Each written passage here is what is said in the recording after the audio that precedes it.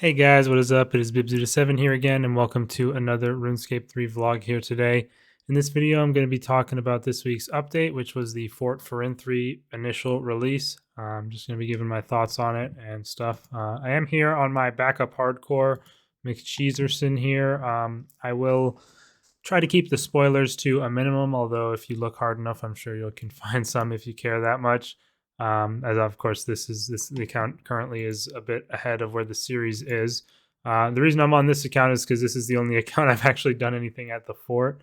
I just haven't gone there on my main or my other hardcore yet, and it takes quite a while to get things up. And well, I mean, it depends on how you look at it, because you can pretty much complete the entire update the way it is now in like 4 to 6 hours, depending on how much you pay attention and also how much you already had in terms of supplies prior to it. So it's kind of short in that regard when you compare it to some other things of a similar style, like the Anachronia base camp, which was, of course, heavily time gated by the amount of resources you could get and stuff like that. But still, yeah, it's pretty short amount of time that you can complete the whole thing in if you really want to. But yeah, I'm going to go ahead and give my thoughts on it, I guess, and talk about overall what came out. So I haven't made a video in quite a while, bit rusty on the commentary and everything. Apologies for that. Before I get into everything, though, I do want to say thanks to you all for helping me reach 5,000 subscribers. It's pretty cool. I don't really look at my subscriber count too much or really care about all the YouTube analytics and all that kind of stuff. I don't make thumbnails or really try to go all out and get, make a big channel. But yeah, 5,000 is a pretty cool number to hit. So yeah, I appreciate all you out there who still watching and enjoying the videos. Apologies for not making so many videos recently. I've just been I've been playing other games quite a bit, and I've also been pretty busy at work with my new job that I started at the end of last year. So I've had a bit less time to play, but I've also just haven't been super into the game all that much recently. It kind of took playing another game to realize what's really been kind of driving me away from RuneScape a little bit in the past, in the recent past. It's basically the fact of, I guess it's auras and instances and just like the whole idea that you have to commit to doing an actual full hour, especially in group PVM. You have to commit to a full hour of doing like a boss with pretty much no breaks. I mean, if you're going with a friend or two, you can be like, I gotta go do something, or if you have to leave entirely, I'm sure they wouldn't mind. But for the big boss fights, or when you're doing it with people you're not very familiar with or whatever, it just kind of stinks. And even when I'm doing it by myself, like it feels bad going in and being like, I want to do an hour of this, or I want to go do this boss, but I have to commit to an hour of it, or maybe a half hour from doing half hour of an aura, the maniacal or whatever. But I know you don't have to commit to it, but that's just something that's like in my head whenever I'm thinking about doing a boss, and that I don't really like it. So I really hope at some point they make some changes to that aura system, but it doesn't look like they are going to at any point. This also comes to mind a lot for me because I've been wanting to do quite a bit of Croesus, and that's obviously done pretty much with 3 people that you don't know at all, and you are usually committing to doing an hour, and if anything goes wrong, you have to leave. You kind of griefing them a little bit, which anyway, completely off topic and unrelated, but figured I'd give you some insight into what I'm thinking about these days. But anyways, let's talk about the Fort Forinthry update. So we've known this was going to be coming for a little while, and they've released all the details on what the buffs and stuff were on the 8th of February. So we already kind of knew that, but I'll go over how I thought of the update and stuff. Overall, I'm pretty middle of the road on it. It's not the coolest update ever, but it's not that bad either. It did feel pretty cool, like building this place up and constructing all these walls and the buildings. That did feel good. I believe I definitely liked that. But the actual process of doing it was pretty boring. You just sit there and hammer away at all the wall sections very slowly and build it up. So I mean, but I guess that's just how it's going to be. But it still did feel cool. I mean, it looks fantastic in my opinion. The actual fort itself, I think they did a really good job with the looks of it. I personally just absolutely hate this ground texture. Maybe it's my settings, but I think that looks really ugly. But aside from that, Fort looks great. There's also a new lodestone here, which I was surprised to see, kind of. So similar to when they added the Anachronia base camp, but that's obviously an island, so the lodestone makes a lot of sense. But this one's kind of just here, and I mean, it's far enough away from the Varrock and Canifis lodestones to make sense to be here, I guess. But you do have to build that, but it's pretty easy to get, and definitely something you want to get as soon as possible. And also, as a result of the fort being here, the lumber yard is just gone. I did not know they were just going to completely remove the lumber yard like that. That was kind of weird. I wonder where that clue scroll that was in there now leads to. And also, did they change the name of the lumberyard teleports? Ooh, can I check that without spoiling my series? I hope so. I have my bank tab selected to the tab for just this update that I made. I don't think there's anything that interesting in this clue tab that I haven't already shown on a episode of the series. So what are they? Where are they here? Lighthouse, Bandit. Where is it? It's this one. Fort Forinthry teleport is what it's called now. They did change it, so it's somewhere in here is where the clue leads. But I was just surprised that the entire lumberyard just axed from the map. But one thing that I thought was really cool is you can actually climb like, wait, what? Oh, I'm clicking the bank chest through the wall. I thought this was like trying to act as a door. But you can actually climb all the way to the top of this building. It's 3 sets of climbs, and I mean, you get a pretty cool view from up here. I was a big fan. I mean, you can look over here and see the hideous forest of dead trees in the wilderness, but I was honestly surprised that they put something like this in. You might remember in recent times at like when they updated the dig site, you weren't even able to climb the stairs in some of the buildings. There was just a staircase with no options on it. So I'm glad to see them returning to more of how things used to be made, where you can climb up to the roof and look around. I think it's a good sign in the right direction. Overall, very well done on the environments for this area. Just not a huge fan of the just boring AFK construction that you go through. And also, I really don't understand why they felt the need to add these stupid, all these stupid additional items like into the game. Like, what is the point? I really don't know. Just to like waste your time further, I guess. But I would have much preferred that they just go ahead and require however many planks it ends up taking to make an oak frame. I don't know. I think it's like 4 planks. Like so, I think it's 12 planks per frame if I'm remembering right. But so 12 logs per frame basically. But either way, I wish they just made it so you had, you got your 12 planks times however many. So say I needed 10 oak frames for a building currently. I wish they would just have required you to get 120 oak planks for that building and then make the extra time added on to the building costs. Because obviously it takes some time to convert the oak planks into the frames. I would have rather them just skip that step and add that time required onto the building process, because it's just kind of annoying to me. Like you're going to have bank space wasted until you're finished with the fort. And even then, there's going to be updates to it later on that are going to require more of these materials, I'm sure. And same thing with these. You just turn limestone bricks straight up into these stone wall segments. Just kind of weird. I don't really like it that much personally. Maybe I'm just being a crybaby. I actually don't know which building's which, honestly. I think this is the workshop. Yeah, that is the town hall, I believe, which I don't think has any function. But I have to, well, it has like some passives, but I have to check. The chapel is over there, and the command center is over there. I have tier 2 of everything. Or no, I don't. I have tier 1 of everything, but I do have the tier 3 workshop. Everything else is tier 1, just because I wanted to get all the buildings built. But I'll finish them off here soon, since I do have plenty of logs and planks in my bank, which I was about to show, but I don't want to show stuff in my bank. But yeah, anyway, let me talk a little bit more about the buffs and stuff that these buildings give you, because that's pretty much the whole point of building them, is to get these little bonuses. First of all, the workshop is actually quite a generous skilling hub. It's probably the best furnace, I think, by far, even better than the artisan's workshop. Bank chest right here, furnace right there, very, very close. And then it also just has like every one of the skilling benches. So there's an invention machine bench here, although the teleport being way out there It's not going to be closer than like Keldegrim on the Luck of the Dwarves or anything, but you have it's nice and close to the bank, like at the Invention Guild. Then you got an archaeology workbench over there, which isn't that big because most of the archaeology workbenches already had a bank chest nearby, and usually you're going to be in those areas when you're restoring artifacts anyway. But it's cool to have it. And then they have this sawmill here, which is interesting because it no longer requires coins to turn logs into planks. You just cut them into planks by yourself. So that was kind of a surprise to see, honestly. Didn't know that was going to be changing with this update either.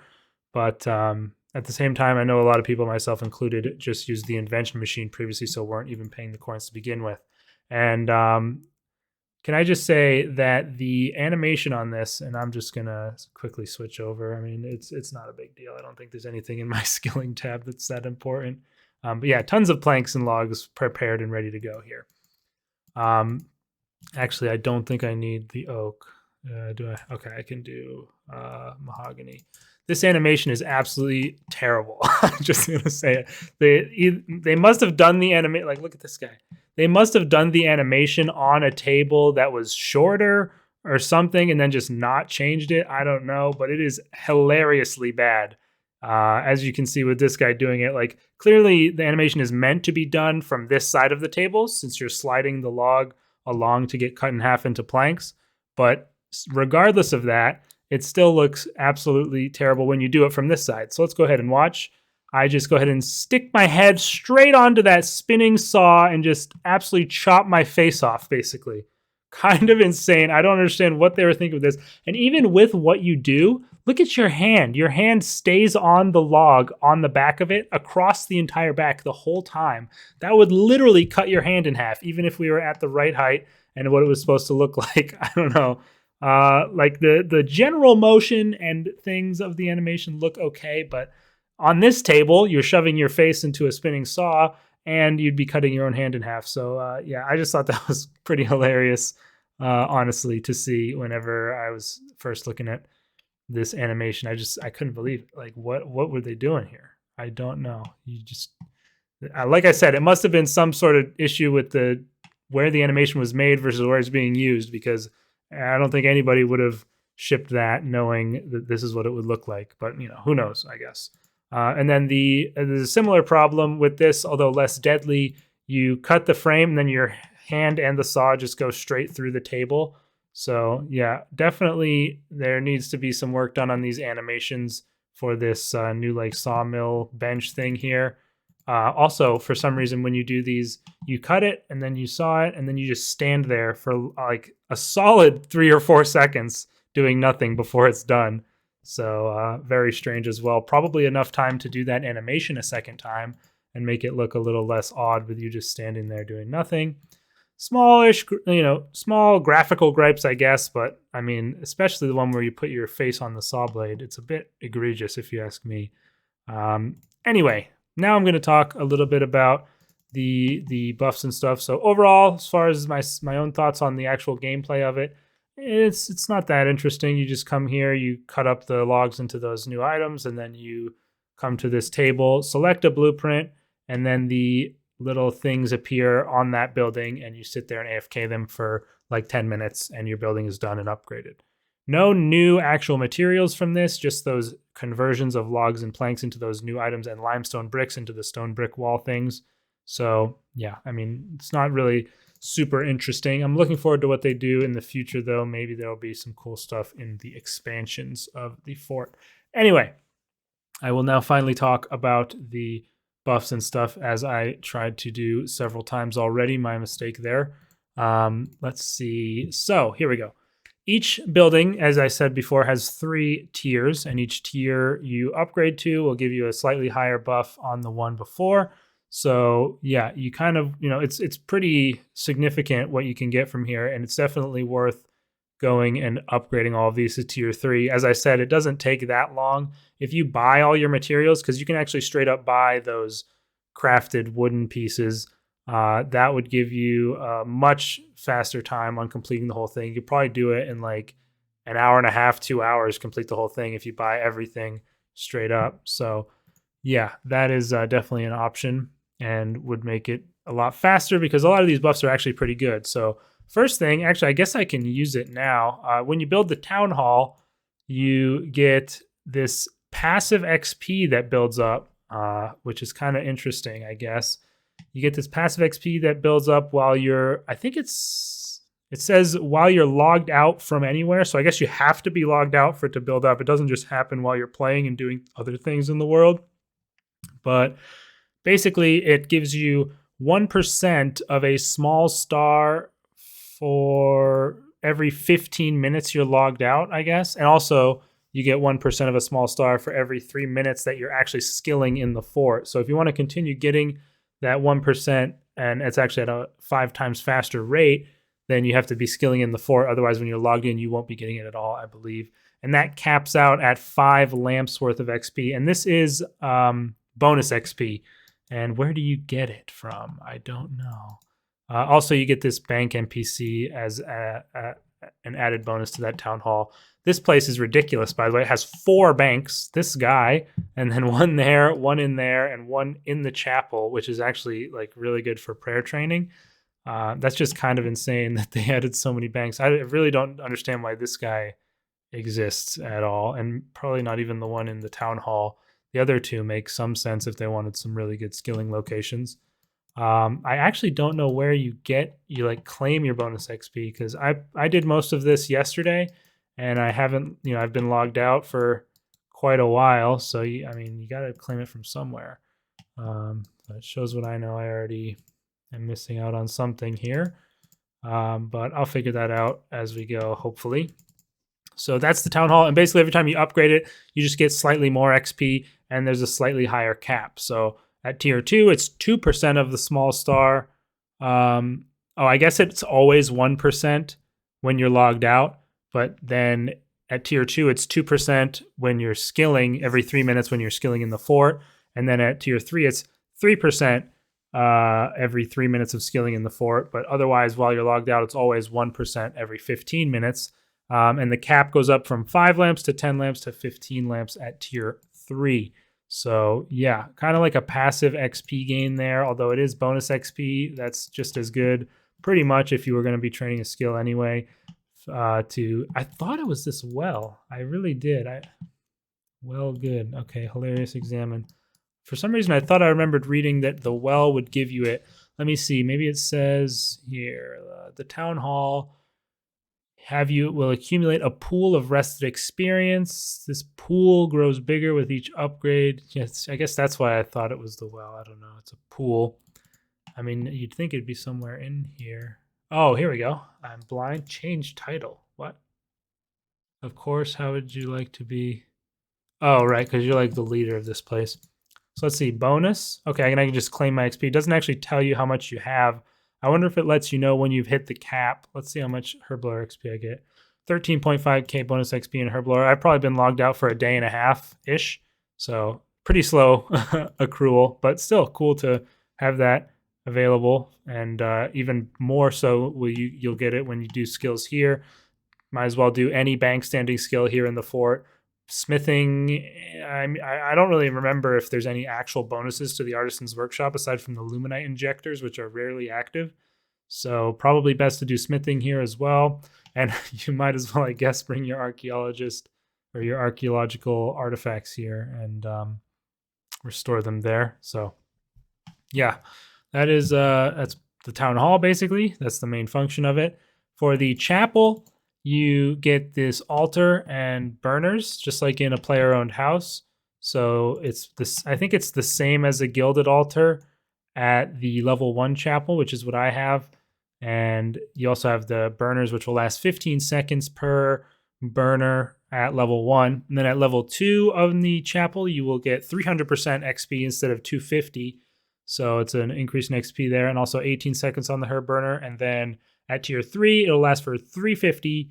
Or no, sorry, it'll give you 350% XP, 21 seconds per herb on the burners, and will allow you to swap your prayer book, which is very nice. That was previously a bit annoying to do. I think you could do it in Prif somewhere, maybe. I'm not 100% sure, though. That might just be Spellbook. But that's nice to have available here. So chapel, easily going to be the best way to train prayer, I do believe. I'm not sure how it compares to the I can't remember what it's called. I'm just typing here. My apologies. Scarab powder. There's one scarab powder that gives you, that gives you 250% prayer experience when burying bones. And I think burying bones is faster than offering them on the altar. So that might still be faster XP. I'm not sure. But I think most people are probably going to do this because it's much more AFK than burying, which you'd have to like hold down a keybind for. Gilded altars give 250% extra XP. If both of the burners are lit, you get an extra. Wait, am I stupid? Each incense burner lit. Oh, okay. They take 100% is the base, and then you add the percentages onto that. So actually, I guess at the max level, or maybe that's the base, and then the burners add 50% each. It's not 100% clear. Let me check the actual list. No, not necessarily. So I believe it's the same as a Gilded Altar at tier 1, and then at tier 2 you get 400% XP if the burners are lit, because it adds 150 for each burner. I believe that's how it works. So yeah, will probably be better than even that powder. I'm not sure if it is 450 versus 250. It's probably better. I mean, it's going to be better either way for money saving ideas, but XP is something that you want to consider. That's the chapel. Another cool thing about it, I guess probably doesn't happen until a higher tier, but you can align your chapel to a certain god. I think there's only a few choices. I'm not sure exactly what they are. It was like Zaros, Armadil, Zamorak, Saradomin. I don't know if there might have been one more, but I think that's a really cool little addition that you can customize it in that way. Cool idea, and surprised that they would go through such a thing to add what is at the end of the day a small feature, but probably a big effort graphically. Then next up here we have the command center, which is probably the one that I was most excited about. Excuse me. Because this basically gives you remote access to everything that you send out and wait for it to complete, or like, you just send it and forget it. So that includes, and this is the tier 1, you have access to your archaeology research things here. That's in the middle. You have access to miscellanea, which is actually very interesting. You can manage the worker placement, add money to your coffers, which I definitely need to do at some point. You can, what does this do? Okay, that just pulls up the map directly. You can check your current approval rating, which I also need to get up, and you can collect your loot. Obviously, you can't remotely gain approval. You still have to go there and do the activities for that, but that is very cool. And one of the bonuses I'll talk about is super helpful for this. And let's see, there's also the Anachronia base camp, which I actually do need to add some workers here because that's one of the bonuses as well, which I will talk about. Let's see. Oh, did I build the tier 2 of this then? I'm not sure. Maybe I did then. But there's that. And then there's ports as well. Although ports was already remotely manageable with your port book, it's still cool to have it all in one room here. And yeah, that is this is a pretty cool little area. Basically, the only thing that you get at tier 1 is all this stuff. And then your ports will have a 3% success chance bonus on all voyages, which is actually pretty good. Then at tier 2, you will get 5 bonus workers on Anachronia. As you saw, I now have 65 workers on here, as well as your archaeology research will be 3% cheaper. And then at tier 3, you'll get a reputation boost on miscellanea. And when you get max reputation, it will hold at the max for 7 days. So you can basically just go get your 1% rep every week and stay at 100% rep at all times, which is pretty significant if you ask me. The ports will get it's kind of, the table here is actually kind of not very well written, honestly. I guess at tier 2, you get an additional 3% success chance at ports for a total of 6% from tier 2. And then at tier 3, you get an additional 4%. So with tier 3, your total ports chance increases 10%, which is actually very significant, honestly, and I would definitely recommend getting that. You'll also get an additional 5 workers at tier 3, which will give you a total of 70 workers if you have them all unlocked through the base camp itself. And your research will also be 3% faster as well. So some nice little buffs there. Research definitely got the worst buffs for sure. The miscellaneous one, in my opinion, is very, very nice and like super clutch to be able to just do it once a week instead of, if you wanted to max it out and keep your rep 100 for every day, you'd have to go there every day, which is much better this way. And yeah, this is probably my favorite building in terms of the effects. Lastly, we have the workshop, which has all those skilling things that I already went over. And you also get a 5% buff to hotspot construction XP in the fort. So whenever you're building a building, yeah, really weird saying there, but like there'll be like 4 or so places where you can click to construct the building, and you can just click one and sit there for the whole thing, but one of them will be glowing yellow, and you can use that one for a little bit more XP. So this basically just gives a small buff to that additional XP. So you'd have to be doing the hotspots, which I did not and don't feel like it's worth it, but you'd have to be doing them to get the benefit of this. So yeah, not that big. For tier 2 of the workshop, you get remote access to your invention machines, which is here on the left-hand side of the invention table. So you can click a machine to manage, and then you can just do what you'd normally do for, at the invention guild to manage your machines. So that is very nice, honestly. Just nice to have that in a location you might already be at for other things. Whereas if you're doing it at the invention guild, you're going there just specifically for that. Not a huge difference, but still cool to have. And then that buff will increase to 10% on those hotspots for construction. And then at tier 3, your invention machine power will be increased by 25%. And I don't actually know what that means. That's weird. Does that mean you get like additional power on your, like on all of your machines? Do they take less power? Can you put more divine charge in, or can you make more machines? I don't understand 100%. So I think the setup that I had was maxed. Oh no, I didn't upgrade this yet. But anyway, let me check the wiki here. Sorry about the typing as usual. I didn't look this up beforehand, but let's see. The jumbo generator provides 160 power allotment. Oh, it does increase the power allotment. So I should have, I have 200 power limit now. So that's nice. I'm not sure how big of a change that is in terms of being able to add more machines. You certainly still won't be able to utilize all of the hotspots here, but it's still a nice little change to make it a little bit better with that tier 3. So you just get 25% more power, meaning that with that jumbo, you get a total of 200. Very cool.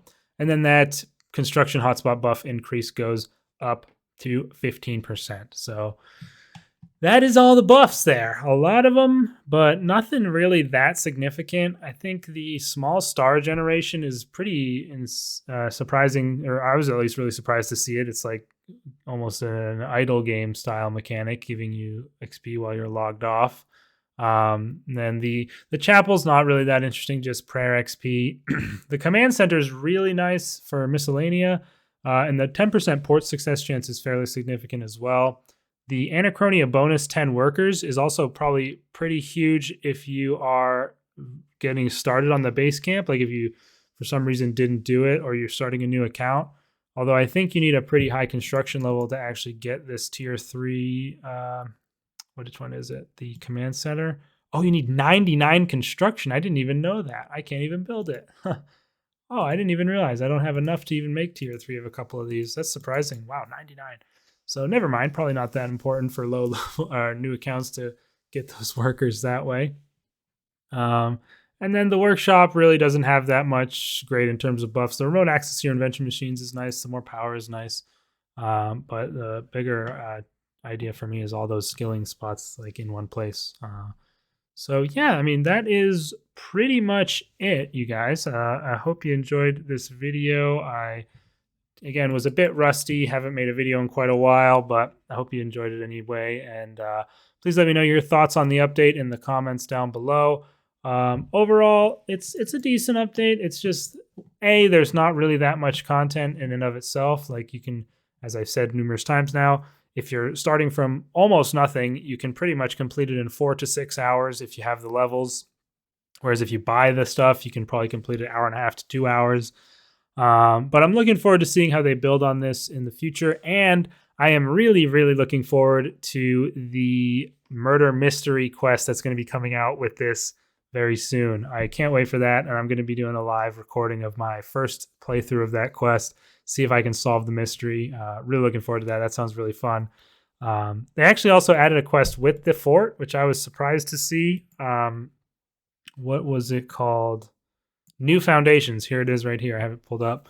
It was basically pointless. It was basically just a tutorial for the fort. You build all the walls, I think, and that's it.